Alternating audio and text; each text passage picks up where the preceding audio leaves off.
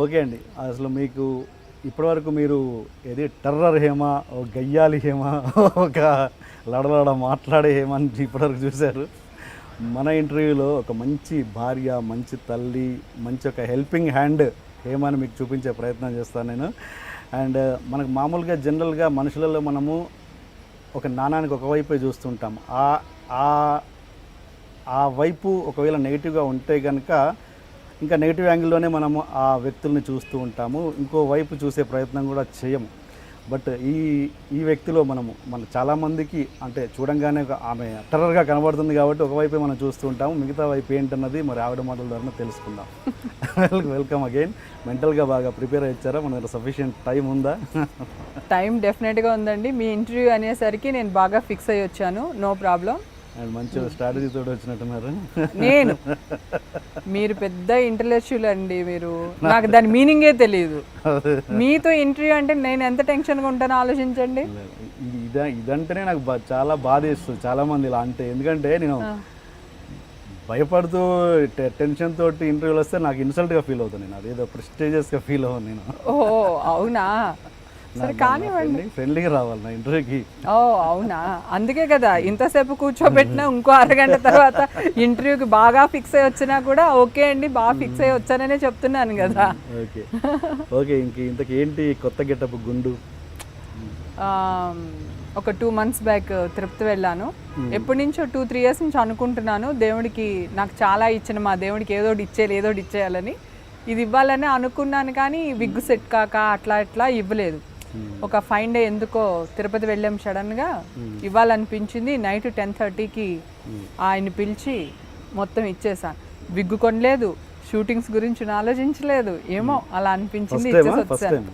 First time అండి. Shooting continue problem ఏం రాలేదు? ఉన్నాయి, ఓకే విగ్గులు ఉంటాయి కదా మేనేజ్ చేసేయచ్చు అని ధైర్యంతో ఇచ్చేసాను. ఏమో ఇంకా ఆ రోజు అలా అనిపించింది, ఇచ్చేసాను అంతే. దాని గురించి ఇంకా ఆలోచించలేదు. నెక్స్ట్ షూటింగ్స్ ఏంటి, షెడ్యూల్స్ ఏంటి అని ఆలోచించలేదు. మా ఆర్టిస్టులకి గిగ్స్ చాలా ఉంటాయి కదండి, సో ప్రాబ్లం లేదు.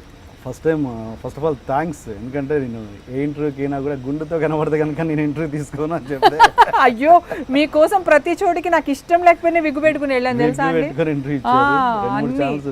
ఇంటర్వ్యూ ఇచ్చాను. మన వినయ్ విజయ్ రామ నాకు అంత పెద్ద ఆడియో ఫంక్షన్ కూడా నేను విగ్ పెట్టుకుని వెళ్ళాను. అసలు ఆ ఫంక్షన్లో కనుక విగ్గు లేకుండా వెళ్తే ఏ డైరెక్టర్ అన్నా నన్ను చూసి కనెక్ట్ అయితే ఒక మంచి ఛాన్స్ మిస్ అయ్యింది కదా, అయినా కూడా వెళ్ళాను, మీకు మాట ఇచ్చానని. సో భర్తీ ఇక్కడ తీరిపోదులేండి. Yeah thank you. డెఫినెట్గా నాకు చూసినప్పుడు ఏమనిపిస్తుంది అంటే మీకు ఒక మంచి police officer, strict police officer, ఒక నెగటివ్, ఒక సిన్సియర్ పోలీస్ ఆఫీసర్, అలాంటి కామెడీ ఇవన్నీ కాకుండా ఉంటే బాగుంటుందేమో అనిపించింది నాకైతే. ఎగ్జాక్ట్లీ అండి, నాకు కూడా ఎప్పటి నుంచో కోరిక పోలీస్ ఆఫీసర్గా ఒక మంచి క్యారెక్టర్ చేయాలని. సో మన ఇంటర్వ్యూ చూసిన తర్వాత మా డైరెక్టర్లు ఎవరికైనా కొంచెం అలా అనిపిస్తే సక్సెస్ అయిపోయినట్టే. ఫస్ట్ ఆఫ్ ఆల్ మర్చిపోయినా, happy married life. Oh thank you so much అండి.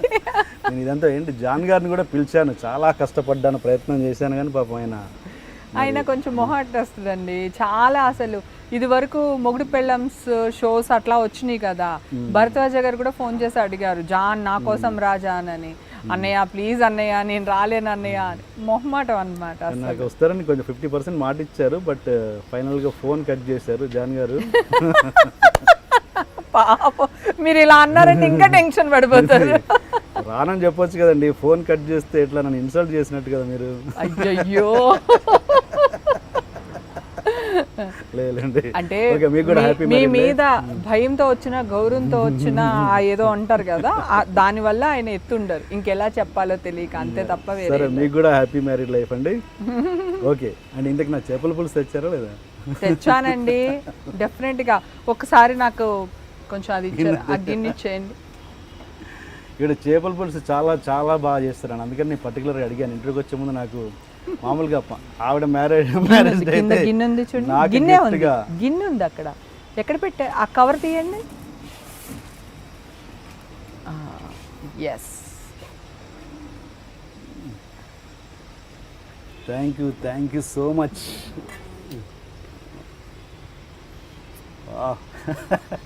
నిజంగానేనా? లేలే, నాకు మీ చేపల పులుసు గురించి తెలుసు కదా నాకు.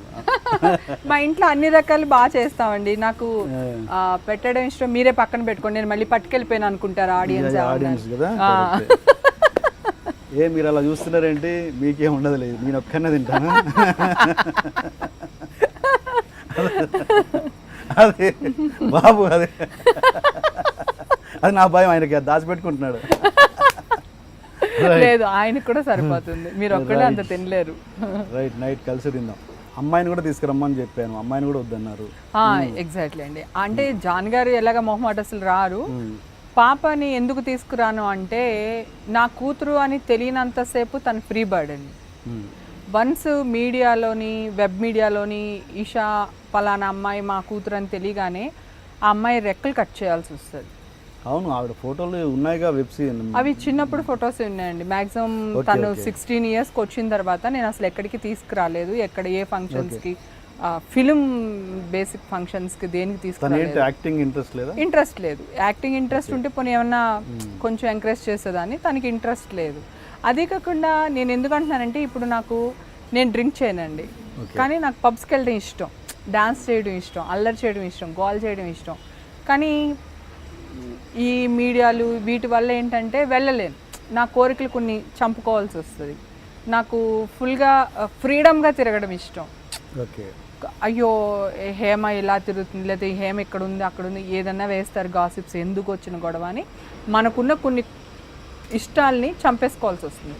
అట్లీస్ట్ నా కూతురైనా హ్యాపీగా సమాజంలో తనకి ఏం కావాలంటే అది, ఎలా కావాలంటే అది హ్యాపీగా ఉండొచ్చు కదా, తిరగొచ్చు కదా అనే ఉద్దేశంతో తను ఎక్కడ ఫోకస్ చేయట్లేదు అంతే.